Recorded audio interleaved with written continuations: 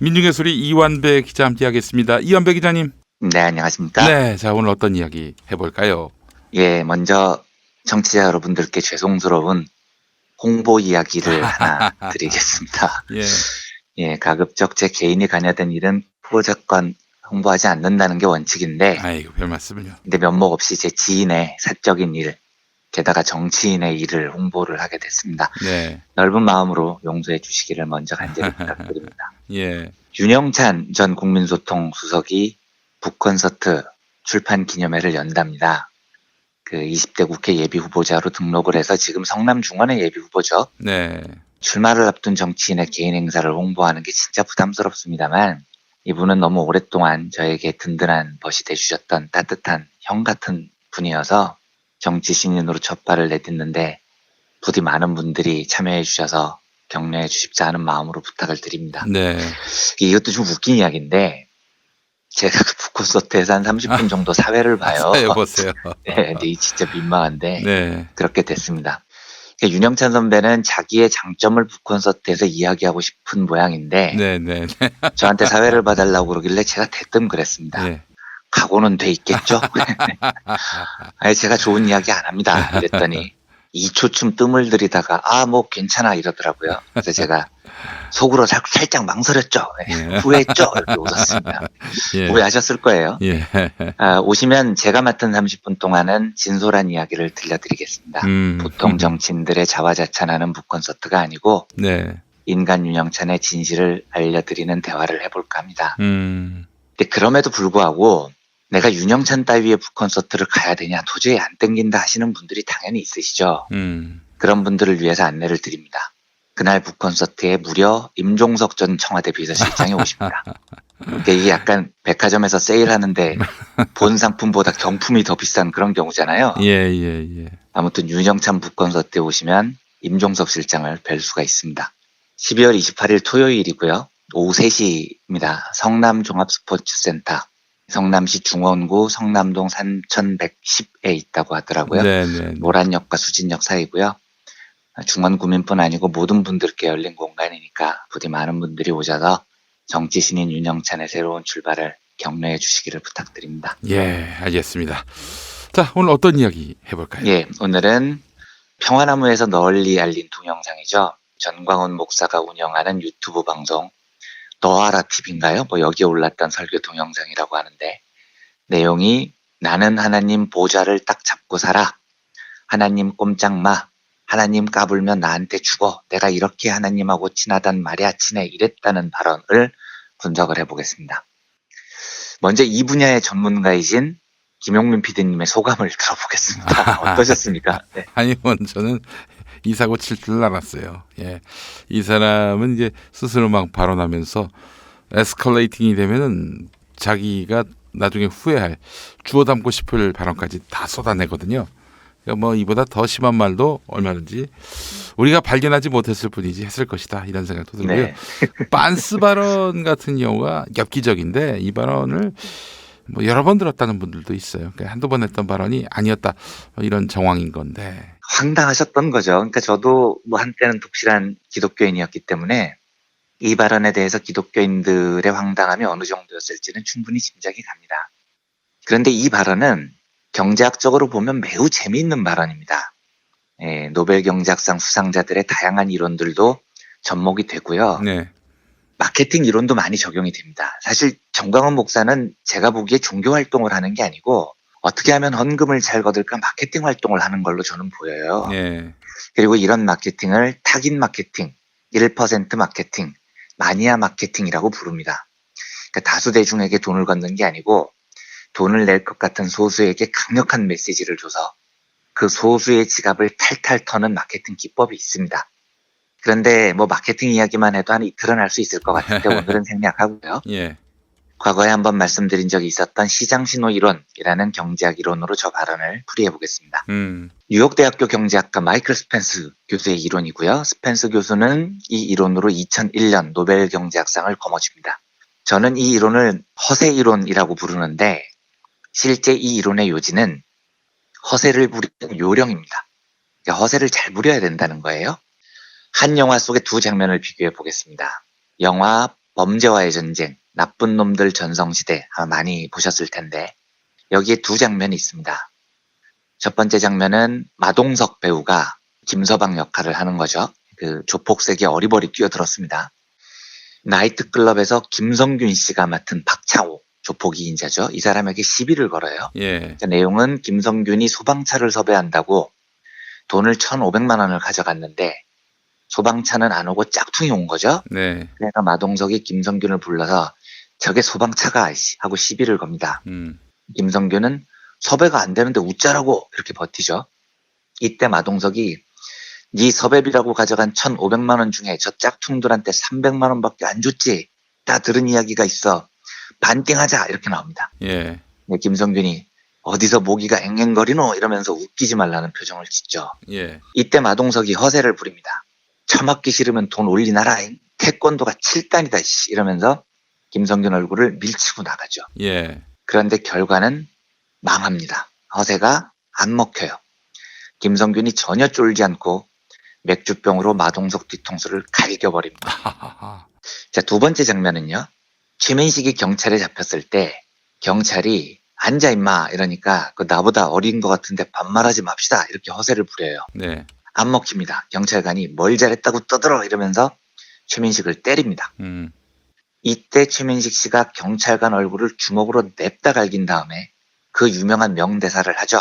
내가 임마 너 서장하고 임마 어저께도 밥도 먹고 뭐 다 했어 임마 이겁니다. 이것도 엄청난 허세죠. 그런데 이 허세는 먹혀요. 경찰이 쫄아서 사과를 합니다. 이 차이가 뭘까요? 똑같이 허세를 부렸습니다. 마동석은 태권도가 7단이다 이런 허세고 최민식은 너그 서장하고 다 했어 임마 뭐 이런 허세입니다. 보는 관객들은 다 웃긴 허세인데 앞에 허세는 두들겨 맞고 끝나고 뒤에 허세는 먹힙니다. 스펜스 교수의 시장신호 이론은 이 이론의 전제는 정보가 불균형하다는 데 있습니다. 그러니까 마동석이 진짜로 태권도 7단이고 싸움을 잘하는지는 마동석만 아는 겁니다. 김성균은 몰라요. 최민식이 진짜로 서장과 친한지는 최민식만 아는 겁니다. 경찰관은 모르죠. 이걸 경제학에서는 정보 불균형 상태라고 부릅니다. 이런 예는 우리 일상에서 너무 많죠. 철수가 선영이를 쫓아다니면서 선영아 나는 너를 정말로 사랑해라고 이야기를 했을 때 네. 철수가 진짜로 선영이를 사랑하는지는 철수만 아는 겁니다. 선영이는 철수가 자기를 얼마나 사랑하는지 모르는 겁니다. 이것도 정보 불균형 상태라고 봅니다. 전광훈 목사가 나 하나님하고 엄청 친해라고 이야기를 했어요. 진짜로 그렇게 친한지는 전광훈 목사만 아는 겁니다. 우리는 모르죠. 이것도 정보 불균형 상태입니다. 그러면 이 정보 불균형 상태를 어떻게 해소해야 되느냐? 정보를 모르는 쪽에서 정보를 아는 쪽에게 네가 진짜로 그렇다는 사실을 입증해봐라고 요구를 해야 됩니다. 그러면 정보를 아는 쪽에서는 나는 정말 그런 사람이야 라고 입증을 하는 겁니다. 이 입증하는 과정을 신호를 보낸다라고 경제학에서는 이야기를 합니다. 그런데 어떤 신호를 보내야 되느냐? 싸구려 신호면 아무 소용이 없다는 게 스펜스 교수의 이론입니다. 스펜스 교수는 이런 싸구려 신호를 치프 토크, 그러니까 값싼 말, 더 쉽게 이야기하면 말로 때우는 신호라고 부르는데요. 저는 이걸 야부리 신호라고 부릅니다. 그런데 이 말로 하는 야부리 신호는 안 먹혀요. 왜냐하면 이런 건 아무나 다 할 수 있으니까요. 그 마동석의 허세가 왜 실패했느냐? 나 진짜 싸움 잘해라는 신호를 보내야 되는데 나 태권도 7단이야. 이건 야부리 신호거든요. 말로 하는 거잖아요. 그건 누가 못합니까? 저도 하죠. 제가 과거에 방송에서도 한번 말씀드렸지만 사실 제가 자랑을 안 해서 그렇지 제가 20대 때 별명이 가리봉동 피 묻은 고무장갑이었거든요. 네. 제가 가리봉동 일대 떴다 하면 그쪽 조폭들이 홍해바다 갈라지듯이 쫙쫙 갈라졌습니다. 믿어지십니까? 안 믿어지잖아요. 왜 안 믿어지느냐? 야부리 신호기 때문입니다. 네.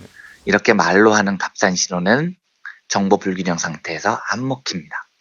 그럼 어떤 신호를 보내야 되느냐?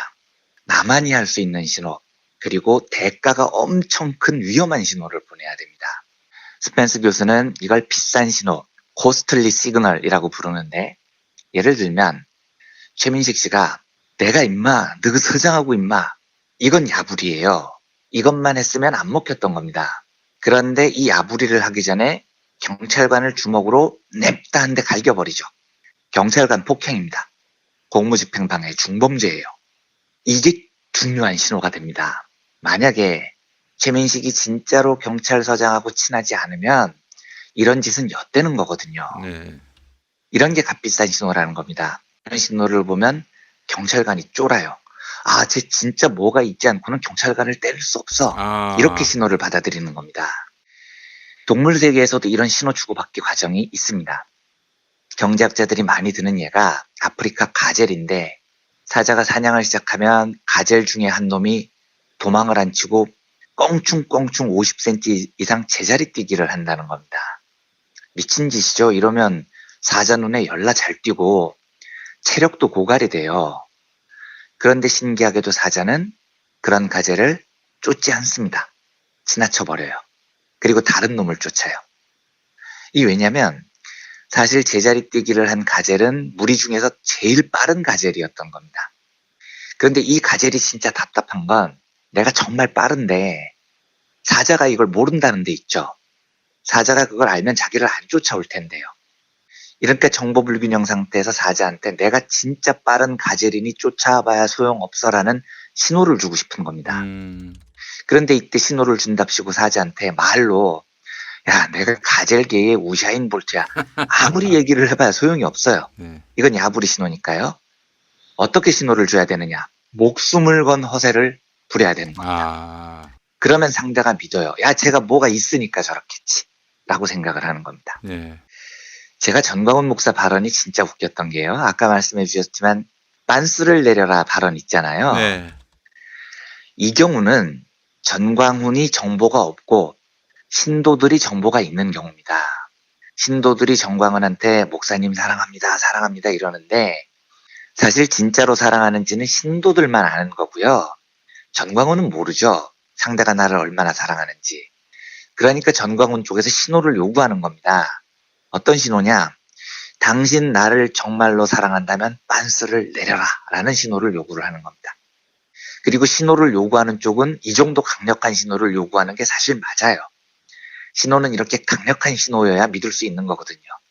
목사님 사랑해요 이런 말로 하는 신호는 믿을 게 못 된다는 겁니다. 그런데 하나님과 전광훈의 관계를 신도들한테 설명하는 건 이제 정반대 상황이 된 겁니다. 전광훈은 정보를 독점하고 있어요. 반면에 신도들이 정보가 없는 거죠. 그러니까 전광훈이 하나님과 정말로 친한지 안 친한지는 전광훈만 알고 있는 겁니다. 신도들은 모르죠. 하나님이 전광훈을 얼마나 예뻐하는지요.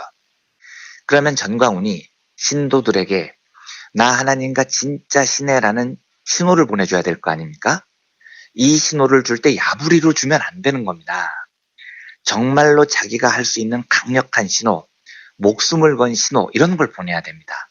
예를 들면 최소한 기적 한 서너 개 정도는 보여줘야 돼요. 예, 모세처럼 홍해를 반으로 가르지는 못해도 최소한 콜라겐 정도는 허공에 띄우고 콜라겐을 반으로 쪼개주는 정도는 해야 강력한 신호가 됩니다. 그런데 전광훈 목사는 그걸 못하고 지금 주둥이로만 때우고 있잖아요. 하나님 나한테 죽어 뭐 이런 식으로요. 이걸 누가 믿겠습니까? 전광훈 팬들도 실드가 안 되는 값싼 야부리 신호만 지금 계속 보내고 있는 겁니다. 시장신호 이론의 핵심은 이런 겁니다. 가젤이 왜 사자 앞에서 제자리 뛰기를 할까요? 물론 내가 진짜 빠르다는 신호를 주기 위해서 목숨을 거는 건데 그 짓을 할 수 있는 가젤은 진짜로 빠르기 때문입니다. 안 빠른 가젤은 그런 목숨을 건 허세를 못 부리죠. 그러니까 실력이 있기 때문에 목숨을 건 허세를 부릴 수 있는 거라고요. 최민식 씨가 왜 경찰관을 냅다 갈겼겠습니까? 최민식 씨는 진짜로 서장하고 친했기 때문입니다. 이런 실력이 있으니까 경찰관을 폭행하는 강력한 신호를 보낼 수 있죠. 반면에 강력한 신호를 못 보내고 계속 말로 야부리를 터는 신호 터는 애들이 있죠. 왜 강력한 신호를 못 보내냐면 실력이 없기 때문입니다. 마동석이 왜 김성균을 그 자리에서 먼저 패지 않았을까요? 태권도가 7단인데요. 실제로 마동석의 싸움 실력은 김성균을 이기지 못했기 때문인 겁니다. 그러니까 말로 때우는 거죠. 무슨 이야기를 드리고 싶냐면 전광훈 목사가 왜 계속해서 저렇게 말로 허세를 부릴까요? 하나님하고 안 친하기 때문입니다. 하나님하고 진짜 친한 실력이 있으면 저렇게 야부리로 안 때워요. 훨씬 강력한 신호를 보내죠. 그런 신호를 보낸 실력이 없는데 야부리만으로 사람을 속이려고 하니까 야부리만 계속해서 세지고 있는 겁니다. 어제 평화나무가 공개한 전가훈 목사 새 설교를 보니까 지도 쫄렸는지 변명이랍시고 늘어놓은 소리가 사실은 내가 하나님하고 장난친 거다 이런 소리를 했다던데 이것도 허세죠. 그만큼 자기가 하나님하고 친하다는 허세인데 제가 장담하는데 전가훈 목사는 하나님 근처에도 가본 적이 없습니다.